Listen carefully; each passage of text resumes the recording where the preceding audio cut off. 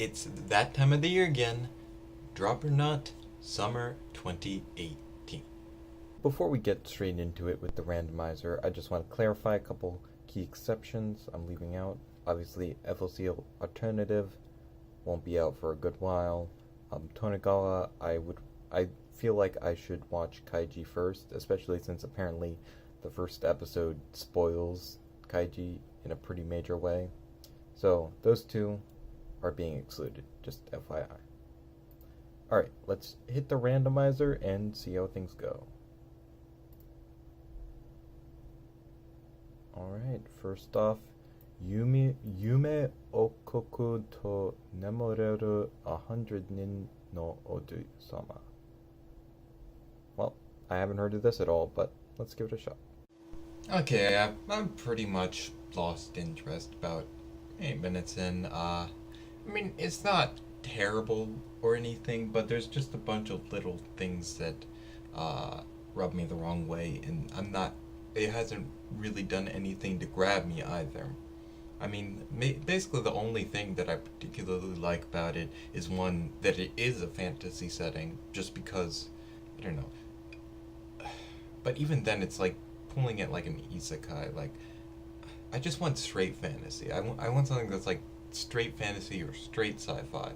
None of this like transport to another world. Just give me the good stuff, right? Please. Because in this she's transported. It is a video game adaptation, and interestingly, it doesn't feel like usually with both virtual novel adaptations and just regular straight video game adaptations, I feel like I'm just watching a cutscene, or I'm just watching someone play the game, and that's boring to me. I'm like, well, I could just go play the game. Why would I watch this? Here it doesn't feel like that, but it's still not very interesting. In these 8 minutes, it's basically just been like straight exposition. None of the like attempts at humor have been particularly funny or charismatic. The main girl, like, she just sort of like spouts her entire character, and it's not even like anything that's indicative of her personality for us to latch onto. It's more just like facts about her life. Like, she is a businesswoman, she plays games, like she's a bit of an otaku probably. She works hard, like stuff that's just like facts, like, but doesn't give us any insight into why we should be engaged with her personally. And then I like her design. That's pretty much it though. Like, cause she's got a slightly more like adultish face, because she is like a businesswoman. But she's still very like cute in that youthful type of cute way. Also, the lighting effects are just too much. It's like I'm being blinded. There's so much lighting effects that are like going on the screen. It's like too much. Just take a chill pill. Take a chill pill. Their effects designer was going a bit overboard. Also, this is an extremely minor complaint, but just the prince looks more like a guy who belongs in a J-pop band, and also they use like this god awful like horn honk effect after a joke that wasn't even funny. It was like barely a joke. It was absurd and like so out of place. It was astonishing. Yeah, gonna have to pass on this one. Satsuri no Tenshi. Alright, I finished the first episode of Satsuriku no Tenshi. I got the title wrong earlier. Sorry about that. Yeah, I dig this. I really dig this. Of course it has its faults. It's not perfect, but this is a pretty strong opener. I'm engaged and I'm interested. And part of that is just that it's unique. Like, so much stuff coming out, I feel like I went over this a lot in the previous Drop or Not, it's fine, but it doesn't really do anything that's like grabs me in any tangible way. Whereas this has a lot of interesting things going for it. The music, well, and I think this is just a genre thing. Like, it's creepy, but also a bit cheesy. It does sometimes push that line where it gets a bit absurd, but then also I feel kind of like its absurdity is playing into the horror. It's not really trying to be a super like serious affair. It's sort of acknowledging that it is a bit more absurd and ridiculous. And while I'm usually not a fan of that stuff that just goes straight all out ridiculous, spooky stuff, the way this one handles it is in a much more is in a way that's like it's balanced. So there's plenty of like just this is what really got me about this is where there's a lot of just scenes of just the main girl. And this is something I really have been longing for because so many shows nowadays are ensemble casts. And I really want more stories where it's just focused on like the psyche of one character in a space and not so much like related to the other cast, because a lot of shows I feel like nowadays are it's or maybe not even nowadays, just in general, it's very much about like an interconnected cast of characters. And of course you have like the main character or the main characters, but everyone is sort of like interconnected, whereas this is like diving a bit more, at least the first episode, because I think this later becomes like the scythe guy becomes like a main character too. But in the first episode at least, I really like how it's just you get to see into the lens of this cute little girl who wakes up in this creepy what is it? It was supposed to be a hospital, but now it's like this creepy like uh, dungeon thing. Ah, and she's like roaming around, and you really, it just does a really good job at establishing that atmosphere. And you can tell very clearly it's a game adaptation, and the way it chooses to adapt it is pretty interesting because it goes for a more like, it just sort of, like, I haven't seen any footage of the game, but I'm gonna guess it borrows pretty directly from the aesthetic, at least because the CG, it uses a lot of CG for like the environment. The environment is like mostly CG. Like the backgrounds are often like 2D, but like if the characters are going through a door, the way they do it is it like cuts to the door and it's like a CG door and the CG door opens and then it's like goes into the room and then they're in the room, like literally like you go into a room in a Silent Hill game. That's what it felt like. And it's like for me, like usually I say with these video game adaptations it feels like I'm watching a video game and I'd rather just play the game. But for something like this, I mean, I never really played or was like I never was one who would play these types of games, or buy them at least. But I would often watch like let's plays of stuff like this type of game, Silent Hill or whatever, Resident Evil on YouTube, and it was a big, just like I don't know. I have like sort of a little bit of nostalgia for it. It's just interesting. The way I guess to put it this way, the way I'm used to engaging with this media is through a way that sort of removes my input from it. So it doesn't feel weird when I'm watching a series that is doing that as well, even if it is a more sort of like straightforward presentation of a sort of like game-like experience, because it very definitively like follows rules that make sense in a game but are a little strange in real life. Like there's like a boss of the stage, there's each level has their own like guy. We only see 2 levels in this episode, but like she goes up 1 level and there's another guy, and they're not allowed to go up a level. And there's even a scene where it's like she hides from him in a box and he like slashes down on the box twice, without opening it. Is it locked or something? I don't know. They didn't clarify that. But he slashes down twice and he's like, it seems like he's about to slash the 3rd time and that'll be the time that kills her. But then he's like, well, guess she's not here. And then he just walks off, like literally like an enemy de-aggroing. It's just really amusing, while it simultaneously manages to establish this atmosphere because most of it is fairly quiet. I think that's what makes the difference between this and like another show that's going for something similar, is a lot of them are just like, it's a non-stop stream of this ridiculous, absurd, over-the-top action and gore and like maniacal laughing, whereas this, it's like mostly just quiet moments with tense music and like scenes of the girl being nervous and uneasy. There's just a general like sense of uneasy, like her hands are constantly shaking and she's like sweating and stuff like that. Like it really gets across that feeling of like uncomfortableness.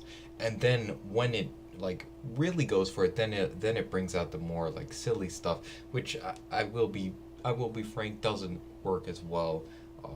It did catch me a few times. It did startle me a few times when it's a more like sudden outburst. Like when the scythe guy breaks the wall and stomps on the bird, which was pretty gruesome, but also really like was spooky. But like then you hear his voice and you're like, oh, that's his voice, okay. And it's the same like with the doctor guy. Like it is pretty like generally creepy, especially the way he's like toward treating her. But then like he brings out his like 12-foot long tongue, and his eyes get all wide, and it's like, okay, ease off a little bit. But yeah, I really dug it. I will definitely be watching more. Oh, wait, one more thing. I almost forgot. The music is also cool. It sounds like video game music, which is fine because it's a video game adaptation, and it's not all perfect. Some of it is a little goofy, just like the show, but it's interesting. The music is interesting. I hear them doing things that like contribute to the atmosphere in a way that's not just bland and boring and sterile. It's cool. I like it. Thank you. I just like this fact that this show is willing to do things that might not always be for the best, but are at least unique, and aesthetically it stands out from, you could pick this show out from a bunch of other shows because it doesn't look the same, and it also doesn't sound the same, and that's cool, and I like it. Alright, moving on. Randomizer died somehow, so I guess we're randomizing again, which leads us to Phantom in the Twilight. So I just about made it through the pre-opening sequence for Phantom in the Twilight, and that was about as much as I could take. So pretty much to sum it up, it's ugly. Not only does it open with a bad CGI car at the beginning, which is like, it's bad CGI car, but they're in all anime, so can't really avoid it. The actual animation just looks bad. Like, okay, I'm fine with limited animation. Limited animation is good, it's great, I like it, but this is just ugly animation. The movement is really stilted and not expressive at all, and doesn't follow a very like smooth arc of movement. It feels very stiff and unnatural. And then to top that off, the character designs look hideous. One guy has a really ugly red patch of hair. The other guy's eyes look stupid. They've always got this very what's the name? I think it's Bishonen type of look to them, where it's like, the characters that are supposed to make the girls, the Fujoshi, swoon over them, except they just look dumb and bad. Like, I'm not averse to that type of style of design. It's certainly not my favorite thing, but like if it's done well, I can appreciate it. But these designs aren't memorable, but are also really ugly and not at all appealing to look at visually. And I was thinking, maybe the one girl character will be cute. Sometimes that happens where it's like the one girl, she's kind of cute, that makes it somewhat worth your time. But then she walks in and she's got like this, ray beams in her eyes, like the lighting. I don't know what's happening with her eyes, but they look all over the place, man. Yeah, that's no.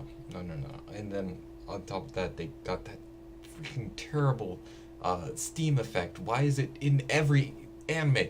Stop using that steam effect. I'd rather have nothing. I'd rather have little wavy wave lines coming up from the food than that hideous steam effect. Ugh. Anyways, yeah, that's it. Alright, so Spacebug is here. I already watched the first episode of this, and I'm actually planning to do a little something special with Spacebug, so I'm not going to talk about it here. I just put it there to remind myself to mention the fact that I didn't forget it. I have something in mind. So Mecha Ude. Let's see how that one goes. I'm stupid. Mecha Ude isn't out yet. So Banana Fish. I've heard this one's supposed to be pretty good. So we'll see how it goes. So I just finished the first episode of Banana Fish, and it was pretty good. Definitely not perfect by any means, but interesting to say the least. I particularly am intrigued by the aesthetic. It feels very, I don't know, I guess I would say maybe like 2008-ish. That's a very weird analogy, but mainly because of the more like comic book. I guess I would say there's sort of like more comic booky character designs in that they have this very westernized like cartooniness to them, even while having fairly like balanced, realistic-ish proportions. Like something you might find on, I don't know, like the Boondocks or a show in that vein, where it's a more like westernized anime look, if that makes any sense. So it has that caricatured aspect, but with a different type of realism than you usually find in most character designs. And also, it's got very flat coloring. Like, there's not a lot of shading or gradient stuff going on with the characters or the backgrounds, which is very reminiscent of like a lot of 2000 shows, which most of them had often had pretty flat color work, which is cool. I like it. I like the uniqueness of it. It's interesting. I mean, I wasn't completely like into the episode, to be honest. Like I started getting a little bored around halfway through. It picked back up towards the end with the action sequence that really, I think, like grabbed my attention again. But yeah, around the midpoint, I was starting to get a little bored. However, I'm definitely going to be continuing with it because this series, I see a lot of potential for it to do interesting things. Not only does it have a very unique setting, it's set in America, and it's based around, like this street gang, and the guy who's like the boss of this one gang, and there's going to be like plots and action and violence and gritty stuff, all that good stuff. And it also seems like there's going to be room to explore like elements of like race. Like this show mentions that like he has brought together, he has sort of united people of different race, the African Americans, the Puerto Ricans, all the different groups, the whites. Even though he is white himself, he's managed to unite all these people together. So like, first, let's just mentioning the fact that characters are a different race in a way outside of this guy's black and that makes him spooky, is cool. And the possibility of them exploring race thematically in an anime, that would be dope, because I feel like that's like something that's very, very, very rarely explored, at least with any semblance of depth. So that would be neat to see. But I mean, aside from that, it's just cool to see all these different types of people together in this one show, and a very unique setting from what you get normally, and a very action drama narrative that will be, I'm sure, fun to watch unfold. So I'm having a good time with it. Music was pretty cool. So I'm looking forward to seeing where the story goes. I also finally put everything in a text document so I don't lose everything again. Um, but next up we have Senjuushi. Alright, I watched about 5 minutes of Senjuushi. It seems basically it's like a show for gun nuts, I guess. All the characters are named after different guns. But I'm not interested in guns. The one cool thing is I like the background art. Reminds me of Girls Last Tour and Hibernate Renmei. So yeah, there's that. But and I was sort of sticking with it because I didn't like dislike it or anything. I was just waiting for it to do something that might be interesting. But then they pull the old man bumps into cocky teenage or like mean teenagers or whatever, and they start bullying old man, but no one wants to do anything. So of course the hero's gonna step in. Now it's just like, yeah, I've seen this scene like 20 times. I do not need to watch any more of this. So yeah. Now we have Sunoharasou no Kanrinin-san. Kanrinin-san.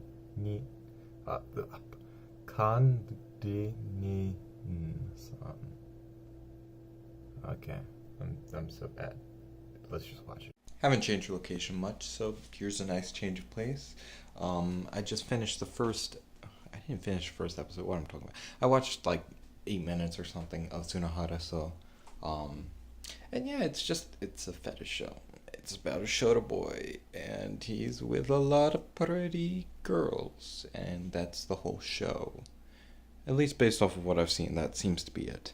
I like the color palette. I don't know that I am a big fan of the designs necessarily, but I do enjoy the light pastel like colors. The opening is great. I like that was kind of what kept me sitting through, because I was like, I watched the opening sequence and I was like, I'm not really feeling this, but then the OP came on and I'm like, I'm really feeling this. It's just a good fun jam song.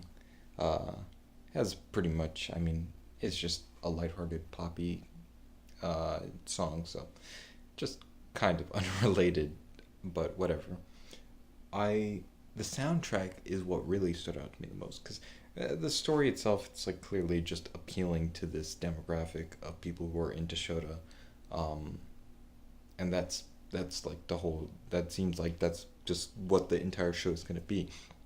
But I was listening to the music while I was watching it, and the music is, first off, it's like loud. I don't know why. It feels like some shows have, maybe it's like just the version I have. I know sometimes certain uploads when are like translating and distributing, sometimes the audio levels get messed with, and that can end up having like the music is too loud. I think this happened with I think this is what happened with the Horse Girls show, Uma Musume. But in this one, it's like it's loud, so it's like you very audible, but it also doesn't fit the tone of the show at all. Like, and it's good too. Like, that's the weird thing. It's like it's good songs. Like, I'm like listening to music. I'm like, I would like this, but not in this context. Take it out of this show. It doesn't work here. It doesn't make sense here. The songs are very much more fitting. They make me think of something that would be in a show more in the vein of like Usagi Drop, where it's a fairly like lighthearted, slow-paced, with more like emotionality and heart. Like, you're really invested in the characters and the story. There's not like a ton of comedy. It's more like about the heart and the everyday and the drama. That's what the soundtrack sounds like to me. Whereas this show is pretty much, it's just like ecchi comedy type of situations, and it really feels ridiculous. Like, especially one of the first curl they introduce in the show, at in the what I watched of the first episode, is like they play like this. It's like this vocal song that's like almost makes you think of like a choir, even though it's like da da da da type of like singing style. But the way it's like the music goes makes you think of sort of like a choir like piece. And you would think it's going for more like the comedic choir effect, but it does it in a way that just feels genuine and just like a regular piece would express a character theme, but that it doesn't fit her at all, and it doesn't fit the show at all, especially when they use it for comedic impact because the song itself doesn't feel comedic, it feels genuine. Um, if it was going for more comedic impact, you would think they would go just more straight choir, like exaggerated. But no, it just feels like it's just being a song and being a piece of music. Actually, better not say song. Um, and it's weird. It's real weird. Maybe I'll listen to the soundtrack by itself, but I'm definitely not watching any more of the show.